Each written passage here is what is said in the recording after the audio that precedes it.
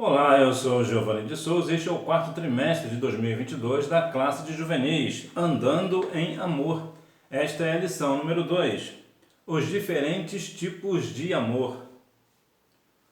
Amados, amemos uns aos outros, porque o amor é de Deus, e qualquer que ama é nascido de Deus e conhece a Deus. 1 João capítulo 4, versículo 7. Sim, se você ama, você é nascido de Deus. Deus é amor na sua essência. Vemos nesta aula alguns tipos de amor que talvez você não tenha conhecido ainda, mas agora você saberá. Amor eros, você sabe o que é? Definição de eros. Eros é uma palavra grega que significa amor romântico, desejo sexual e passional. É o amor físico originado nos sentidos naturais, instintos e paixões. Esse aspecto do amor humano é citado no livro de Cantares de Salomão. Você talvez esteja se perguntando, mas não seria pecado um amor desse tipo? Um amor que tem desejo, é uma questão erótica, né? Não, não é. Tanto não é que a Bíblia menciona. Está lá no livro de Cantares de Salomão, ou Cântico dos Cânticos, como você preferir. Inclusive, é interessante que muitas das vezes nós falamos tanto em amor, até em amor em casal, mas não lemos o livro de Cantares, que é o livro de amor mais perfeito que existe. Pois bem, há de se explicar uma situação que é a seguinte: o amor eros, ele é extremamente importante. E por que ele é importante? Porque se ele não houvesse, você não existiria. Eu também, da mesma maneira, também não existiria. Não existiria a raça humana. E por quê? Porque o amor eros é aquele amor em que há as relações íntimas, e é através das relações íntimas que nós nascemos 9 meses depois, né?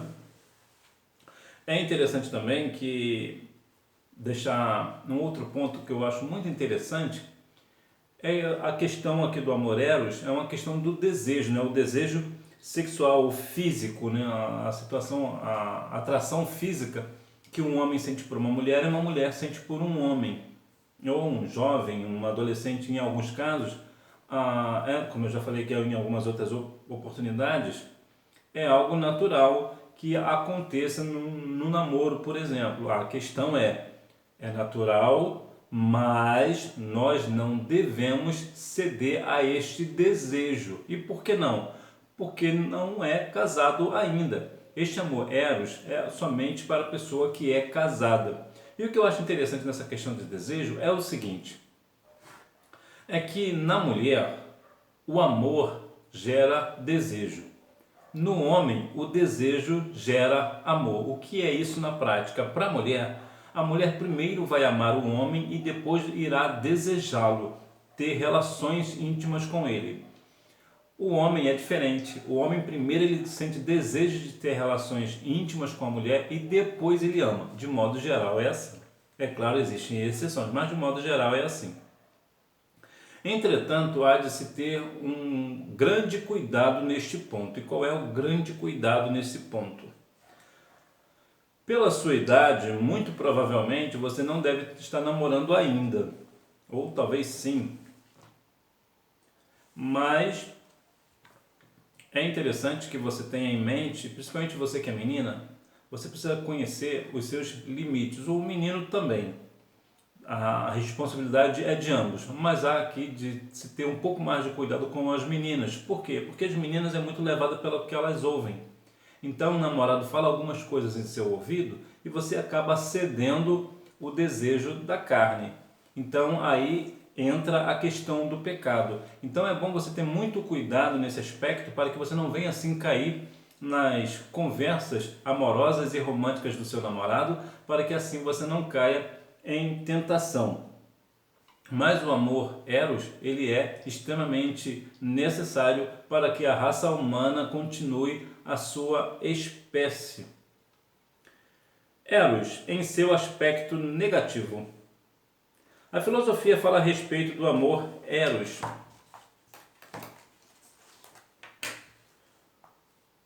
como o desejo ardente por algo que não possui.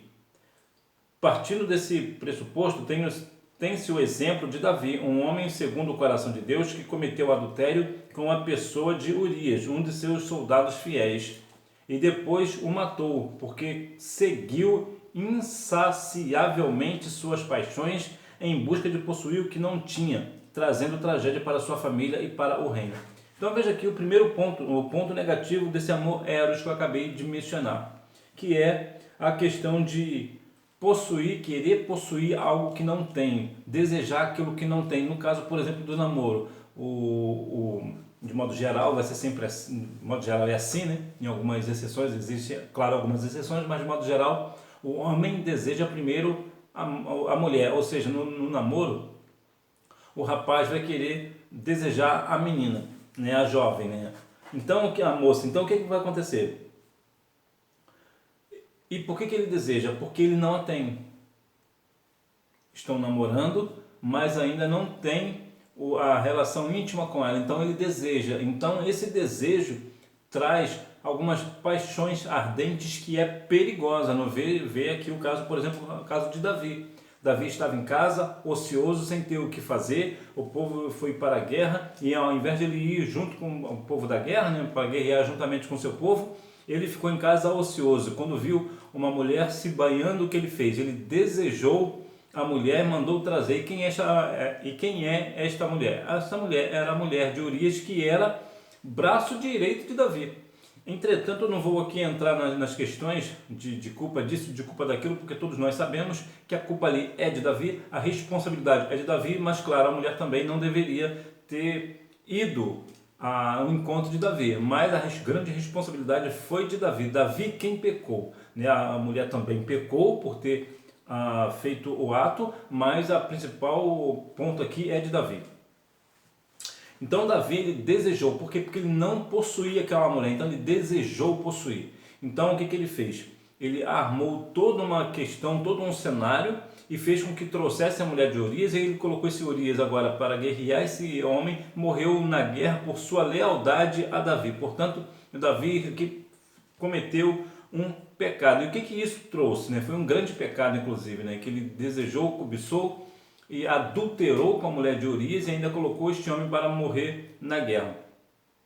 O que isso trouxe? Consequência para a sua família e para o reino. Portanto, cuidado com aquilo que você deseja.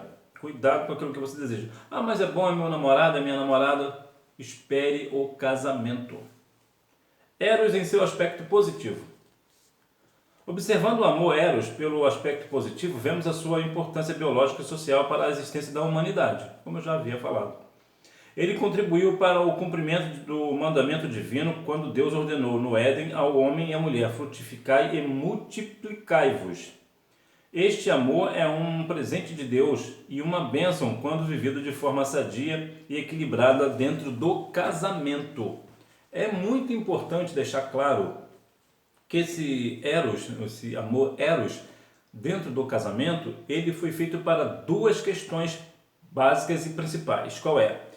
É uma obediência a Deus, né? A ordem de Deus, né? Que crescer e multiplicar. Ou seja, o sexo ele foi feito para a questão de multiplicar a raça humana. E qual é o outro ponto para que ele serve?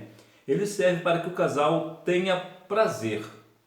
E isto serve para ambos, tanto para o homem quanto para a mulher. É claro que a mulher existe um pouco mais de estímulo, precisa de um pouco mais de estímulo para ter o seu prazer, mas o amor eros, ele é justamente para dar prazer a ambos. Certa vez eu estava numa escola bíblica dominical da minha igreja e das pessoas disse, né, ele é um homem casado, ele disse que o sexo é para ter prazer somente para o homem, que a mulher não precisa ter prazer no sexo, o que não é verdade. Deus não é machista, Deus não vai dar prazer para um homem e não dá prazer para uma mulher. O prazer é para ambos. Agora, a grande diferença do prazer na questão da relação íntima é que o homem ele é muito mais fácil de sentir prazer do que a mulher. Por quê? Porque a mulher ela é mais emocional. A mulher precisa mais de emoção, né? Mais a questão de palavras, de carícias e etc. O homem ele já é mais direto, então ele não precisa de tanto estímulo. Então é mais a questão visual, né? O homem basta ver. Então aqui até cabe aqui uma questão bastante interessante, que nessa questão do amor, a mulher ela é muito atraída pelo que ela ouve e o homem é atraído pelo que ele vê. Então cuidado, o que você anda mostrando, né, principalmente na internet. Você que é uma menina, cuidado com o que você está mostrando, e você que é menino, cuidado com o que você está vendo na internet. Abre o teu olho, principalmente isso no namoro também. O seu namoro precisa ser um namoro sadio, saudável, sem pecado. Você entendeu, né? Amor filial. Definição de filho.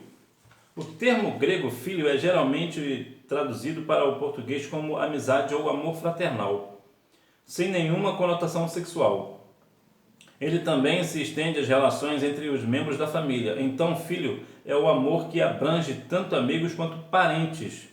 Este tipo de amor surge da convivência, seja na família, igreja, seja escola ou trabalho, lugares onde há pessoas com as quais possuímos maior identificação. De um modo geral, vamos trazer aqui alguns aspectos. Por exemplo, num time de futebol, por exemplo, só tem uma pessoa. No seu time masculino, claro, só haverá homens naquele time. E haverá amor entre eles. Talvez não entre todos, mas sempre há aquela afinidade maior, aquele amor de irmão. Então esse amor de irmão, ele é tanto em questões parentes, né? Talvez seu primo, seu irmão em si, ou talvez uma tia sua. Isso é o que? É o amor filho, é o amor entre irmãos, é entre família. E também entre amigos, né? Na escola, no trabalho, na igreja. Então é um tipo de amor, mas é um amor que não tem conotação sexual. É somente um amor eu vou botar assim, um amor de amigo, não um amor de amizade.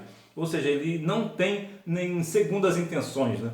Ele é um amor somente ali a grosso modo, independente, pode ser entre um homem e uma mulher, e também pode ser entre duas mulheres ou dois homens. Por quê? Porque ele não tem nenhuma conotação sexual. Então é só amigos mesmo.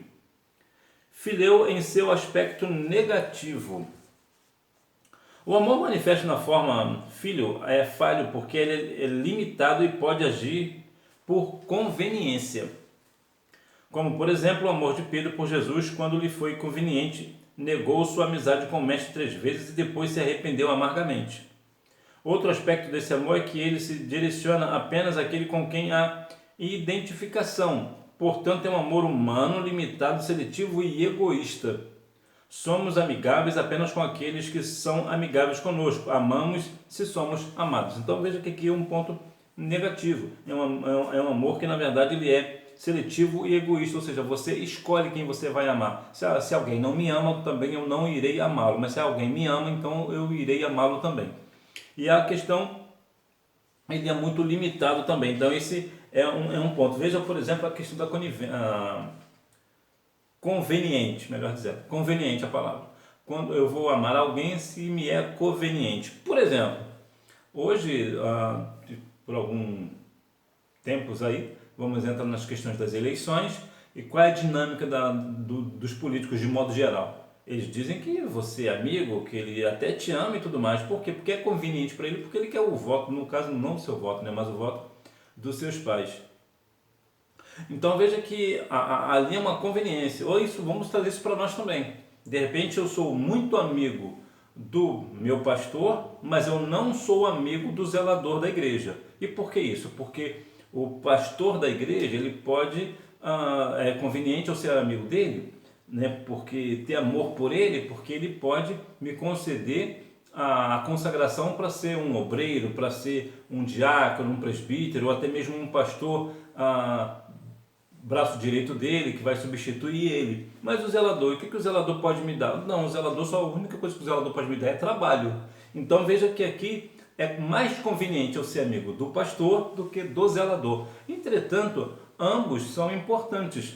Agora veja como é que é uma questão aqui egoísta e ilimitado, é seletivo. Então esse amor filho também tem esse aspecto negativo. Por quê? Porque nós escolhemos quem nós vamos amar, porque é conveniente para eu amar essa pessoa, porque essa pessoa pode me fazer isso ou pode me tornar isso. Então é conveniente para mim. Filéu em seu aspecto positivo. Este amor fraterno é fundamental para as relações humanas, mas depende de uma relação recíproca. Ou seja, somos amigos daqueles que são nossos amigos e amorosos com aqueles que também nos amam. Essa característica torna-se esse tipo de amor inferior ao amor ágape. Uma das grandes histórias de amizade da Bíblia é de Davi e Jonatas. Veja que grande amizade tinha Jonatas e Davi. Veja que aqui é um ponto, um aspecto positivo, era uma grande amizade. E nos dias atuais vemos que muitas das vezes nos esquecemos dos amigos, mas a Bíblia nos diz, lá no livro de Provérbios, no capítulo 18, versículo 24, algo que vai nos orientar acerca deste negócio. Provérbios capítulo 18, versículo 24 nos diz assim: o homem que tem muitos amigos pode vir à ruína, mas há um amigo mais chegado do que um irmão. Então, muitas das vezes, as pessoas que têm muitos amigos, os maus amigos, podem levar para um mau caminho. Mas há amigo mais chegado do que o irmão. Cristo, por exemplo, é o nosso amigo verdadeiro, né? O nosso grande amigo. Jesus chegou a dizer que não o chamamos mais de servo, mas o chamamos de amigo. Então nós precisamos dar mais ênfase e valor às nossas amizades verdadeiras, porque sim, sempre haverá amigos verdadeiros, como foi o caso aqui de Jonatas e Davi. Eram grandes amigos. Jonatas, inclusive, chegou a salvar a vida de Davi das mãos de seu pai, né, o rei Saul. Então veja que grande amizade, que a amizade é muito importante. Minha mãe diz que é mais importante ter um amigo na praça do que muito dinheiro no banco. Amor ágape. Definição de ágape. A palavra grega ágape é utilizada para descrever o amor em sua mais alta e sublime acepção. É o amor que não se preocupa em receber, mas em dar. É o amor que só Deus pode conceder, perfeito e inigualável, que abrange nossa mente, nossas emoções, nossos sentimentos, nosso pensamento, todo o nosso ser. O amor ágape, que é o amor de Deus para conosco, é um amor que o Senhor deu o seu Filho na cruz do Calvário. O Senhor nos amou, sendo nós ainda pecadores. A Bíblia diz em Jeremias 31:3 que com amor eterno te amei e com benignidade te atraí. O Senhor, ele tem um amor ágape, é um amor inigualável. Ninguém, absolutamente ninguém, é capaz de ter o amor que Deus tem, que é este amor ágape. Jesus, o maior exemplo. Nada mais justo do que exemplificar o amor ágape com a perfeição encarnada. Jesus trouxe esse amor incomparável à humanidade. Ele se despiu completamente de toda a sua glória. Tornou-se um simples homem, rejeitado e humilhado para se entregar e morrer pelos seres humanos que eram desobedientes a Deus. Então veja que coisa extraordinária.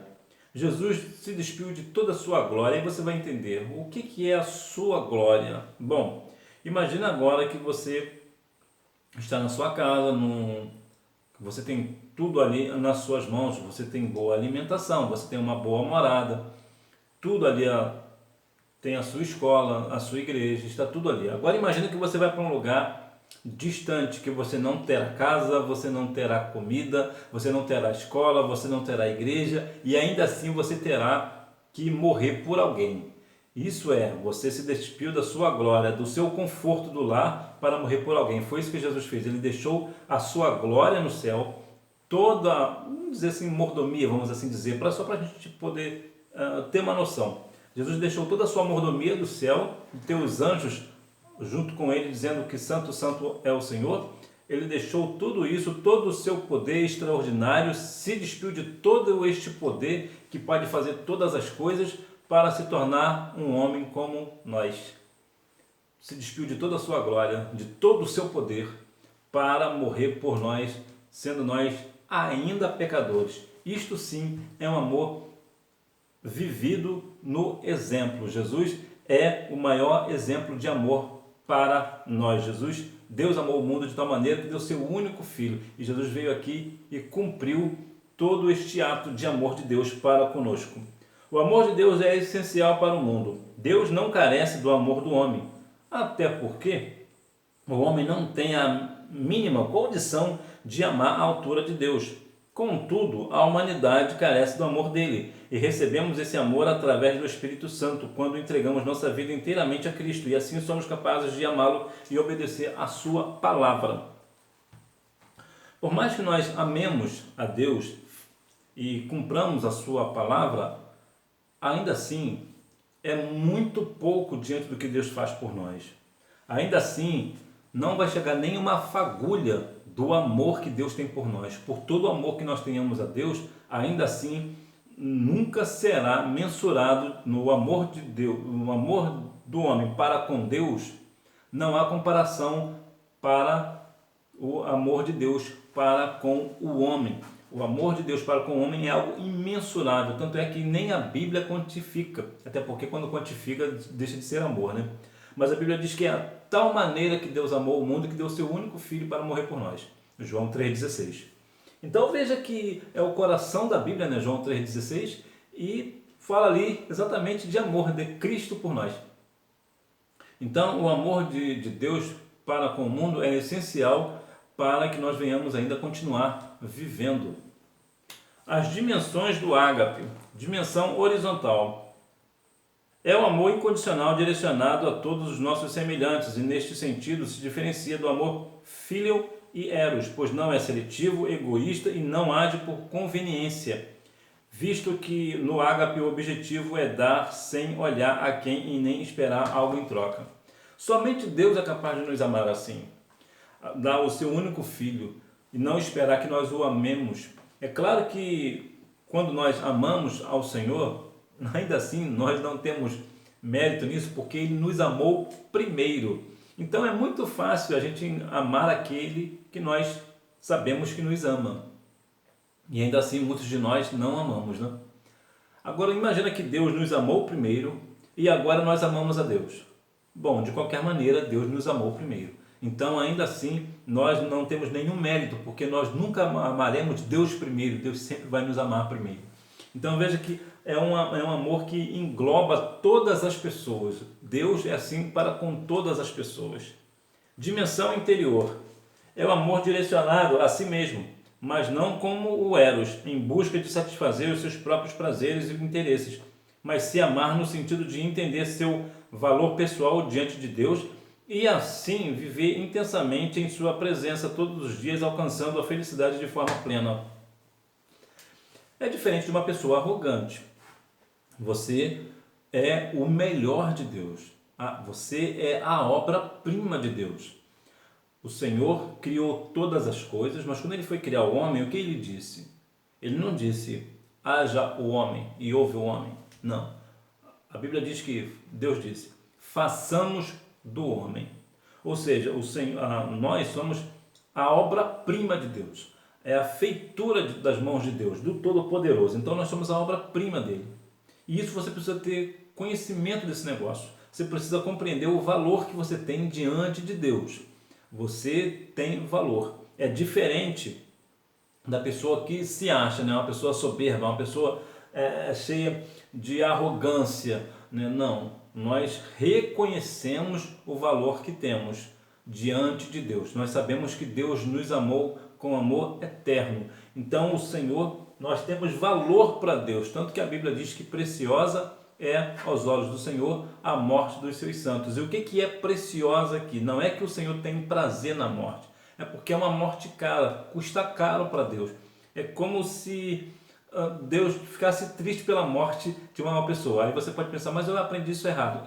Você certamente aprendeu que as pessoas dizem que é preciosa aos olhos do Senhor a morte dos seus santos como se fosse algo bom, mas não é. Lembra quando Lázaro morreu? Jesus chorou. Por quê? Porque Lázaro tinha morrido. Então Deus, ele não se alegra com a morte dos seus santos. Na verdade, aquilo lhe pesa o coração. É penoso para Deus. É claro que em questão de um funeral, por exemplo, para nós é confortável saber que uma pessoa morreu em Deus, né? Morreu em Cristo, e nós certamente naquele dia estaremos juntos.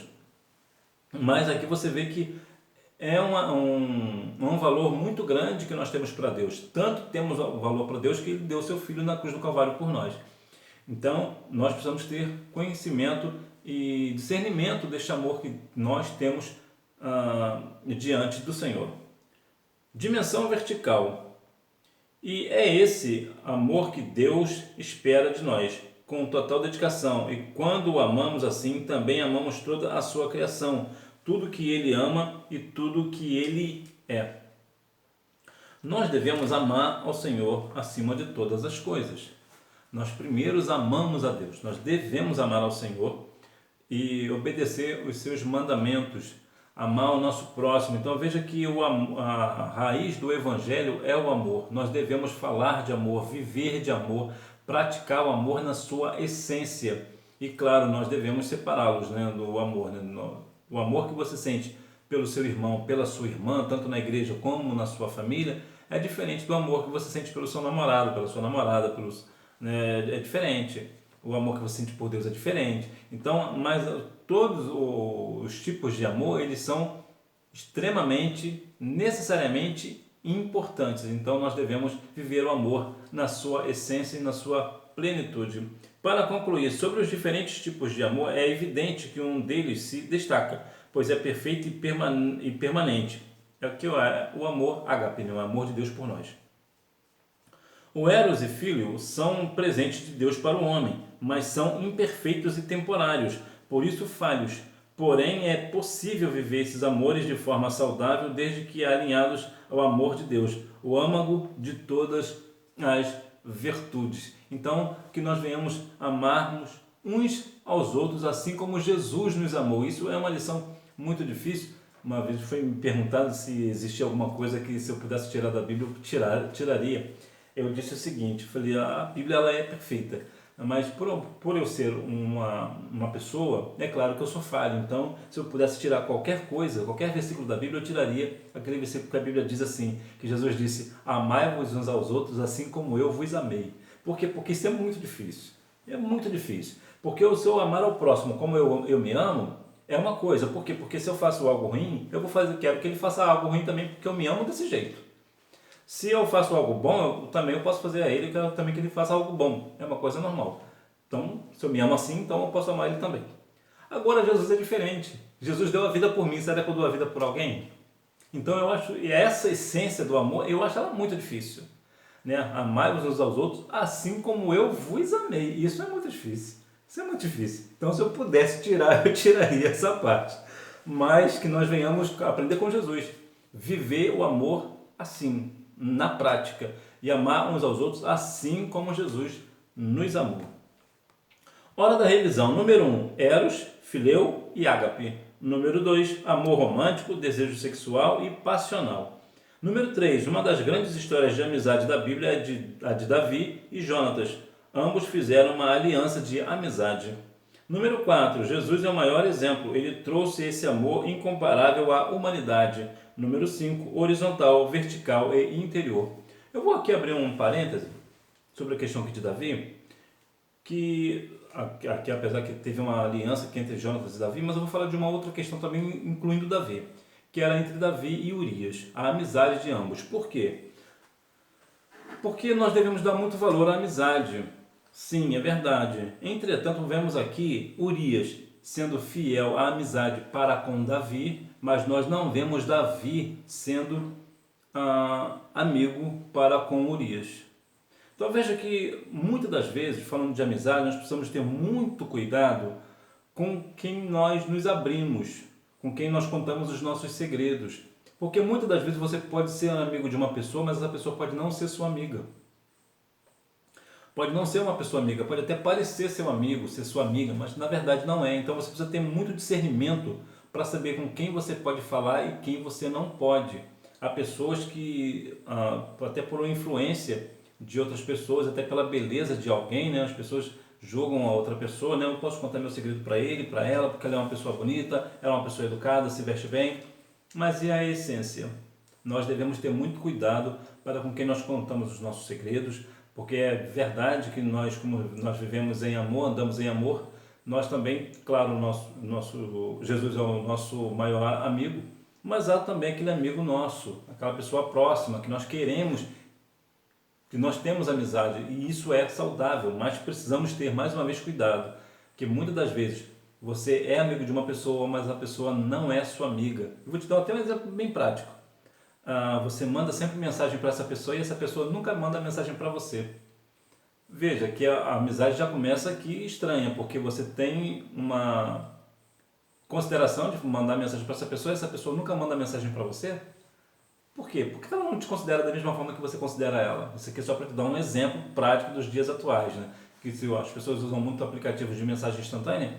Então, será que você sempre não tem mandado mensagem para tantas pessoas, as pessoas não têm mandado para você? Será que você tem valorizado as amizades, mas as pessoas não têm valorizado a sua amizade?